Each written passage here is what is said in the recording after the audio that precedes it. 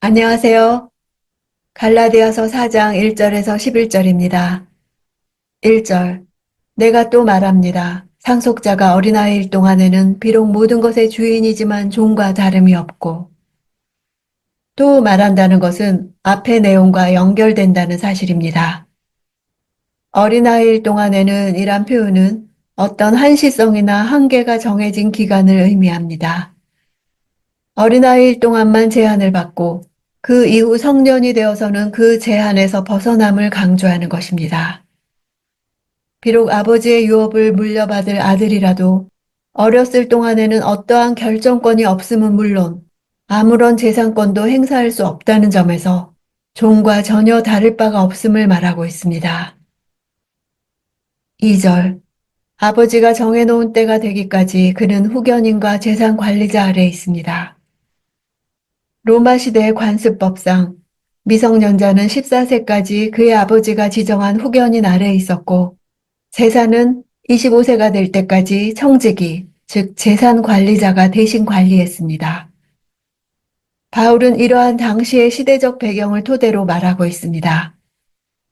아버지가 정해놓은 때란 그리스도께서 율법을 완성시키기 위하여 곧 그 백성을 율법에 종된 상태에서 믿음의 자유자로 만드시기 위해 이 세상에 오실 그때를 가리킵니다.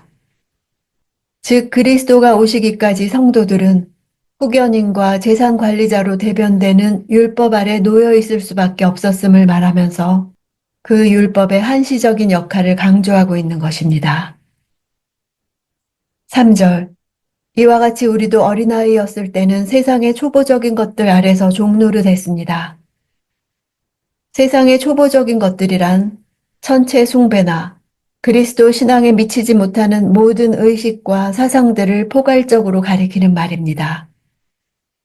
바울은 율법을 가리키는 의미로 이 개념을 사용하고 있습니다. 우리는 어렸을 때는 세상의 초보적인 것들 아래서 곧 그리스도가 오시기까지는 율법이라는 선생 아래서 종과 다름없는 삶을 살아야 했던 것입니다. 4절. 그러나 때가 차자 하나님께서는 자기 아들을 보내셔서 한 여자에게서 나게 하시고 율법 아래 나게 하셨습니다. 때가 찼다는 의미는 그리스도가 이 땅에 오시기 직전 유대 종교와 종교 지도자들은 타락했고 율법은 구원의 역할을 감당하기보다는 오히려 하나님의 백성을 억압하는 도구로 전락하여 구원과는 상관없는 형식주의에 빠져 있었습니다. 따라서 무기력한 유대 종교와 율법과 대치되는 새로운 것에 대한 열망이 있었고 그로 인해 예수께서 오셨을 때 사람들이 열광했던 것입니다. 또한 당시 로마를 통한 정치적 통일과 상업과 교통의 발달은 복음이 이방인들에게 급속히 확산될 수 있는 사회적 기틀을 형성했습니다. 그와 더불어 헬라어에 의한 언어적 통일 또한 복음의 세계적 전파에 일익을 담당했습니다. 이처럼 세계의 역사를 주관하시는 하나님은 우리를 구원하실 계획을 수행하심에 있어서 가장 적절하고 완벽한 때, 즉 때가 찬 시점에 그리스도를 보내신 것입니다. 자기 아들이란 예수님의 신성을 말하고 여자에게서 나게 하심은 예수님의 인성을 말해줍니다.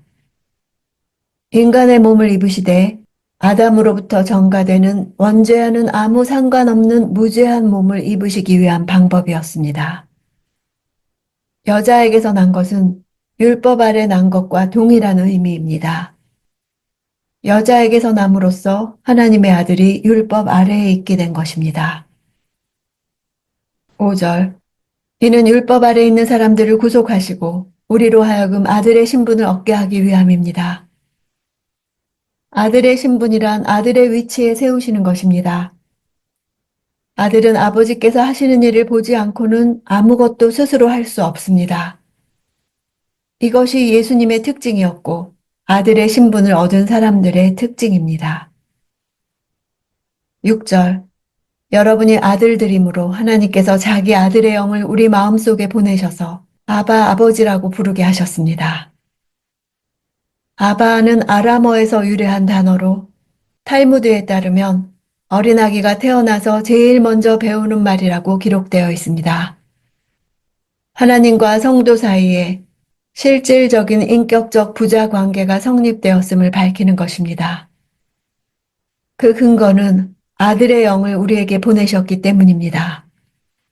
부르다라는 단어는 큰 소리 지르다, 부르짖다 라는 뜻으로 억누를 수 없는 감정의 상태를 표현하는 것입니다. 단수 동사를 사용해 이렇게 부르는 주체는 하나님의 영, 곧 성령이십니다. 우리가 하나님을 아바 아버지라고 부를지라도 실제로 그렇게 할 수 있는 것은 성령의 역사임을 분명히 보여주며 내 안에서 아버지께 부르짖는 것은 다름 아닌 성령님이심을 말해주는 것입니다. 7절. 그러므로 여러분은 더 이상 종이 아니고 아들입니다. 그리고 여러분이 아들이면 또한 하나님으로 말미암는 상속자입니다. 우리는 그리스도로 인해 양자의 영을 받아 상속자가 되었습니다. 아들의 특징은 유업을 받는다는 것입니다. 아버지의 것이 다 내 것이라는 뜻입니다. 그러므로 아들은 더 이상 이 세상 것을 구하지 않게 됩니다. 9절. 이제는 여러분이 하나님을 알 뿐 아니라 오히려 하나님께서 아시는 사람이 됐습니다. 그런데 어째서 여러분은 다시 무력하고 천박한 초보적인 것들로 되돌아가 또다시 그것들의 종노를 하려는 것입니까? 앞절에 전에는과 대조되어 이제는 이라고 말합니다. 하나님이 아버지시고 내가 아들이라면 이 세상 문제에 대해 구하지 않게 됩니다. 그것은 하나님을 알지 못하는 이방인들이 구하는 것입니다. 이 세상 초보적인 것들은 내가 주체가 되어서 살아야 한다고 가르칩니다. 내가 내 인생의 주인이라고 가르칩니다. 아들은 이 세상에 대해 내가 주체가 될 필요가 없습니다.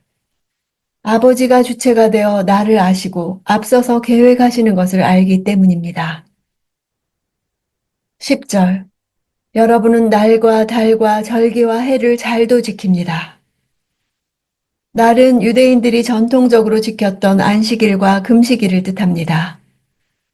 달은 월삭과 아비벌과 15월 같은 절기를 가리키고 절기는 3대 절기인 유월절과 오순절과 초막절 등이 있습니다.